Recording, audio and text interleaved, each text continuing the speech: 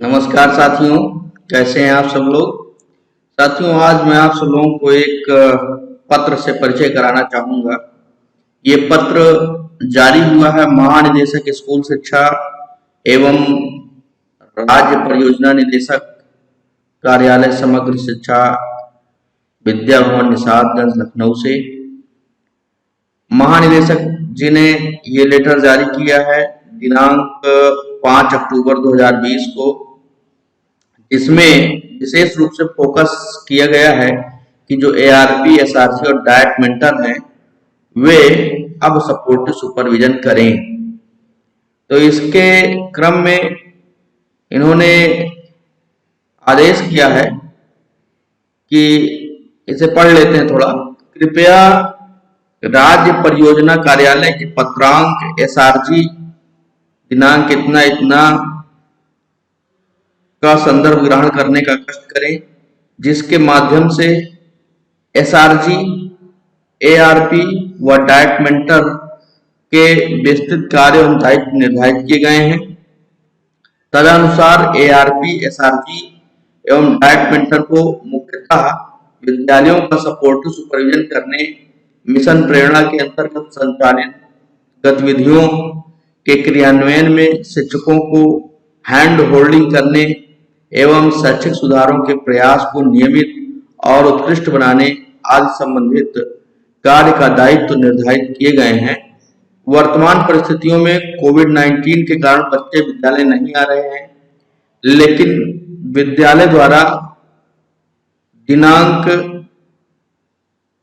21 सितंबर 2020 से मिशन प्रेरणा की ई पाठशाला फेज 2 का संचालन किया जा रहा है। जी हाँ मित्रों, जैसा कि आप सब लोग जानते हैं कि 21 सितंबर से ई पाठशाला का फेज 2 स्टार्ट है।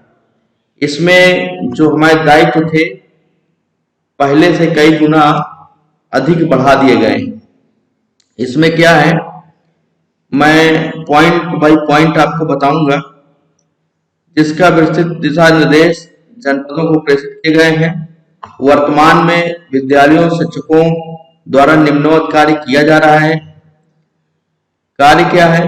मिशन प्रेरणा की ई पाठशाला के अंतर्गत व्हाट्सएप ग्रुप का संचालन। अब ये अभी तक किया जा रहा था, कहीं किसी विद्यालय में संख्या बच्चों की 20 थी, 25 थी या 50 थी, लेकिन अब कहा जा रहा है कि 100% अभिभावकों को जोड़ने का प्रयास होना चाहिए। 100% जो है अभिभावक व्हाट्सएप ग्रुप से जुड़े। ये चूंकि फेज 2 में जो हमारे दायित्व हैं वो बढ़ाए गए हैं, तो इनसे हमारा परिचय अत्यंत आवश्यक है। दूसरा ये है कि विभाग द्वारा मासिक पंचांग के अनुसार कक्षावार, विषयवार शैक्षिक सामग्री, यानी कि जो हमें ऊपर से प्राप्त होती है शैक्षिक सामग्री, वो, और अगर मान लीजिए कोई ऐसा अभिभावक है जिसके पास मोबाइल नहीं है, तो उसको उस चीज का संदेश हमें कैसे भी करके, कॉल करके या मैसेज करके पहुंचाना है। राज्य स्तर से प्रेषित शैक्षणिक सामग्री के अतिरिक्त शिक्षक द्वारा भी मासिक पंचांग के अनुसार शैक्षणिक सामग्री बच्चों को उपलब्ध कराना है। साझा की गई सामग्री पर बच्चों को अभ्यास एवं हल करने के लिए निरंतर प्रोत्साहित करना है। ऐसे बच्चे जिनके अभिभावक व्हाट्सएप ग्रुप से नहीं जुड़े, यानी वही बात, जिनके पास फोन नहीं है, उन बच्चों के परिवार में पढ़े लिखे किसी भी सदस्य यथा माता पिता, भाई बहन, चाचा चाची को सप्ताह में एक दिन विद्यालय में आमंत्रित कर पूरे सप्ताह की कार्य योजना, पाठ्यक्रम के संबंध में अवगत कराना है। प्रत्येक सोमवार को शिक्षकों द्वारा एक एक घंटे का विभाजन करके अभिभावकों को, प्रत्येक सोमवार शिक्षकों द्वारा एक एक घंटे का विभाजन करके अभिभावकों को विद्यालय आने के लिए अनुरोध करना है। तदनुसार सोशल डिस्टेंसिंग एवं कोविड-19 के प्रोटोकॉल का अनुपालन सुनिश्चित करते हुए प्रत्येक घंटे में 10 अभिभावकों को बुलाना तथा बच्चों की शैक्षणिक गतिविधियों में रुचि विषय समझने में आ रही है, कठिनाइयों के बारे में चर्चा करना, ये जो है हमें सारे काम करने हैं। अब इन्हीं पॉइंट पर सुपरविजन होना है। अगर आपने व्हाट्सएप ग्रुप बनाया है तो उसमें क्या 100% अभिभावकों की 100% अभिभावकों का कनेक्शन हो गया है, नहीं हुआ है, या फिर जिनके पास मोबाइल नहीं है उनको मैसेज के माध्यम से या कॉल के माध्यम से जो शैक्षिक सामग्री है उसका संदेश आप पहुंचा रहे हैं, नहीं पहुंचा रहे हैं। इसमें 13 पॉइंट है साथियों, और 13 पॉइंट पर ARPs, SRGs और DC डायट मेंटर आदि सभी लोग जो है सपोर्टिव सुपरविजन करने के लिए विद्यालय में आने वाले हैं।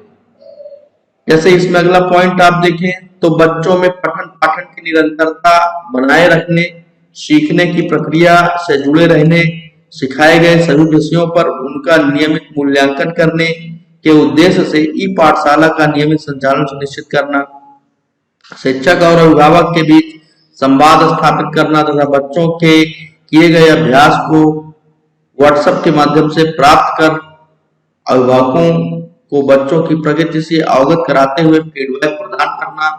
ये सारे कार्य हो रहे हैं, नहीं हो रहे हैं, इन्हीं पर सुपरविजन होना है। तो ये वीडियो का जो उद्देश्य है वो ये भी है कि आप लोग प्रिपेयर हो जाएं, कहीं से अगर कोई कमी है तो उसमें आप सुधार कर लें। जैसे ये एक पॉइंट है, सभी शिक्षकों द्वारा दीक्षा ऐप डाउनलोड करना और ऑनलाइन कोर्स पूर्ण करना। साथियों ये तो हमारा स्वयं का काम है, इसको हमें अपनी जिम्मेदारी समझते हुए अपने नौकरी के लिए इसे परफेक्ट करना है और अपने दीक्षा ऐप को मानव संपदा आईडी से मर्ज कर लेना है।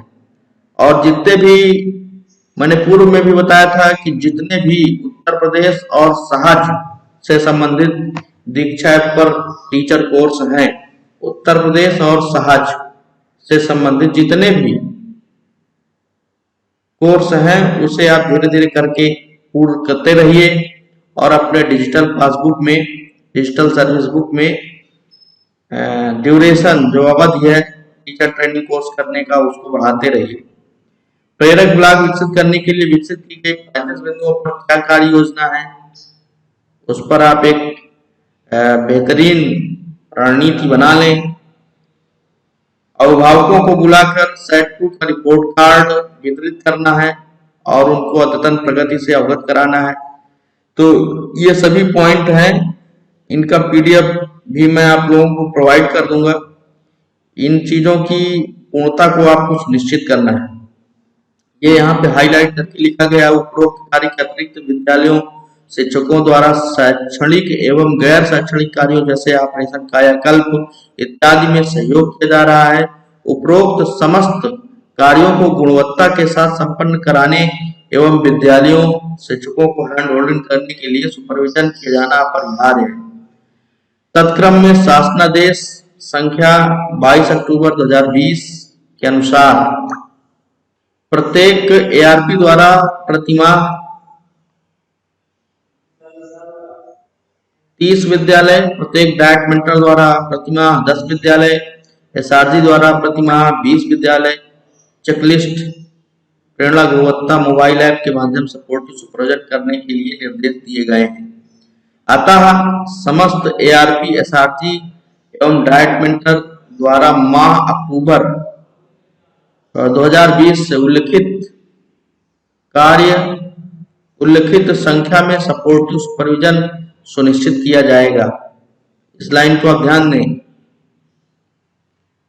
समस्त ARP, SRG, डायट मेंटर माह अक्टूबर 2020 से उल्लिखित संख्या में सपोर्टिव सुपरविजन करना सुनिश्चित किया जाएगा। तो अभी अक्टूबर से स्टार्ट होने की बात है और इस दौरान उपरोक्त कार्यों के अतिरिक्त ARP SRG और डाइट मॉनिटर निम्न कार्यों में भी ध्यान देंगे।